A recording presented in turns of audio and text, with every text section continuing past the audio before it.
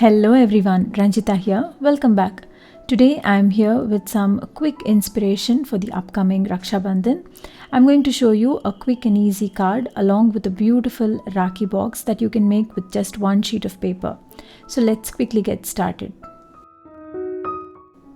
So firstly, I am starting with a white cardstock. Today I am using Nina Classic because I wanted to color my images with alcohol markers, and so I decided to take an alcohol friendly paper. And for the stamps, I am using this beautiful Rakhi theme stamps from Craft Angles. I will be stamping these images using VersaFine Onyx Black. Like I told you, since I'm using alcohol inks, I wanted my ink also to be compatible with the alcohol coloring. I'm stamping these images onto white card base, and I prefer stamping them multiple times because in case if I make a mistake in coloring, I will always have a backup, and also if not, I will always have a set of images ready to make a card quickly on the go. So once I am done stamping, I will quickly go ahead and color the images. Now for assembling the card, I am taking an A2 sized navy blue card base here, and I am using the stencil from Craft Angles as well. I am roughly placing the stencil on one side, and then I will be inking some Distress Oxide inks over it. The shade I am using here is Fossiled Amber. The best part of Distress Oxide inks is that they are crisp and clear even on a dark surface. I am keeping the stencil in the same place, and now with the same blending brush, I am adding some gold ink here just to add a little bit shimmer since it is a festive card. You could alternate this step with some gold embossing as well, but I prefer to use this ink because it gives a very subtle tint of gold on my card. Once I am done blending the ink over the stencil, I am removing the stencil, and with a very light hand, without adding too much color, I am going to blend in a little bit of gold all over the card just to add a little shade of shimmer on my card. This brought in so much interest to my card. Now that my card base is ready and I've also colored my images, let's quickly assemble the card. So for that, what I am doing is I've cut a piece of net cloth here. This is just to add a little bit interest to my card. This is entirely optional. You could add burlap, you could add any other silk fabric or any fabric of your choice to add a little interest. So once I've adhered the cloth, I'm going to add a piece of pattern paper here. This pattern paper would be the paper that would be matching with the gift box that I was planning to make. And over this, I will be adding the colored image. That's it. A quick, easy and simple Raksha Bandhan themed card is ready. At the end, I would be adding another sentiment using a gold metallic marker. But for now, this is our card. Now that our card is ready, let's quickly go ahead and make a little gift box for our Rakhi. So I'm taking a pattern paper here that measures 7 3/4 inch by 5 1/4 inch. So I hope it's clear. It is 7 3/4 and 5 1/4. So to match it to our card, I'm just taking the same stencil and I'm inking the same colors randomly over this pattern paper. This is entirely optional. Also, you could make a box with the same similar colored cardstock, and you could add the same detailing on the card as well, but I thought I would use a pattern paper and just add a little detailing with the same stencil. Now, what is a festive box or a card without some shimmer or glitter onto it? So for that, I'm taking some gold paint here. This is very regular gold acrylic paint.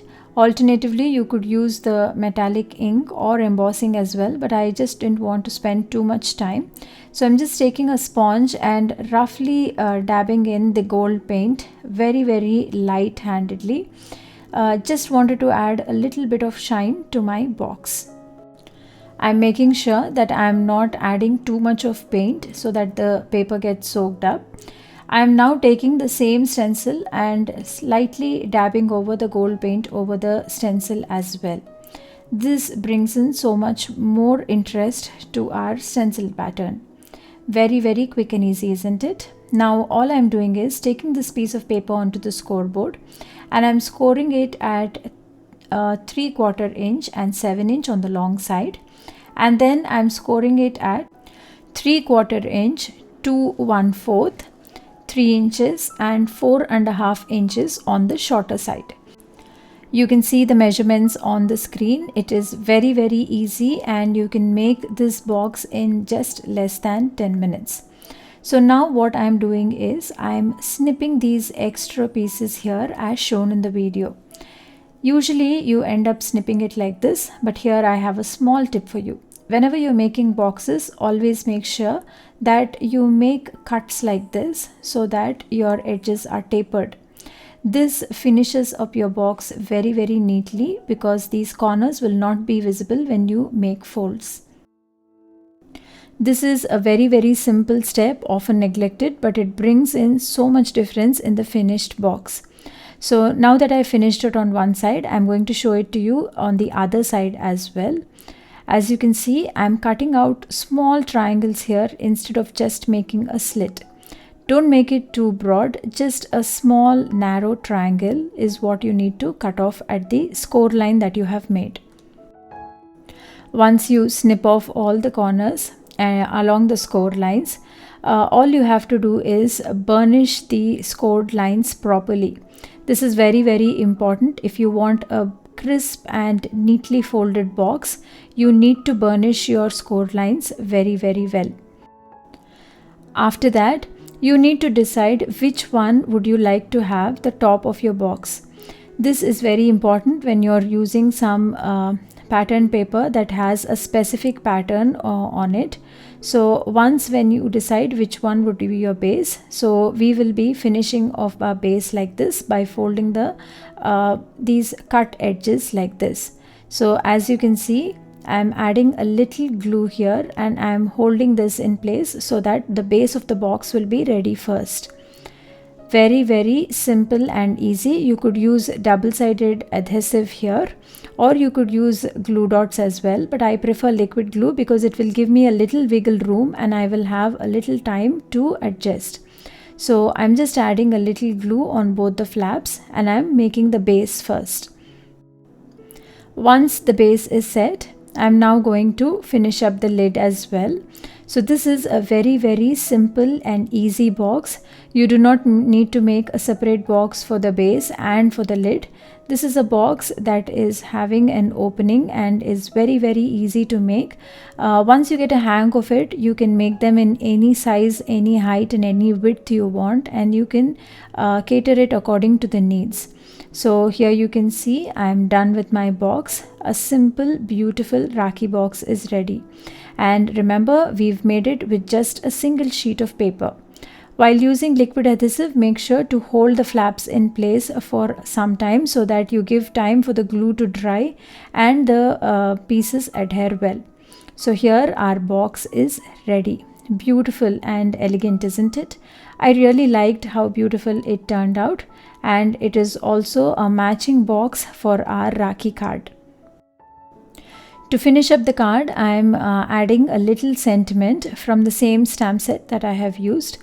I've stamped the sentiment onto the piece of pattern paper and I've adhered it onto the blue cardstock with which I have made the card. I've also added shades of gold here and there with my finger, very light shimmer, just to bring in more interest, and I'm adhering it onto this box with some double-sided foam adhesive. With this, a beautiful Rakhi box is ready.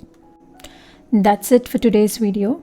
I hope you liked this video. You can see the close-up images of all the finished projects here. I really loved how simple and quick it was to make these beautiful Rakhi favors. I hope you will give it a try too. In case if you do, don't forget to share it with me on my social media. I would love to see what you make. That's it for now. I will be back with another inspiration. Until then, take care. Bye.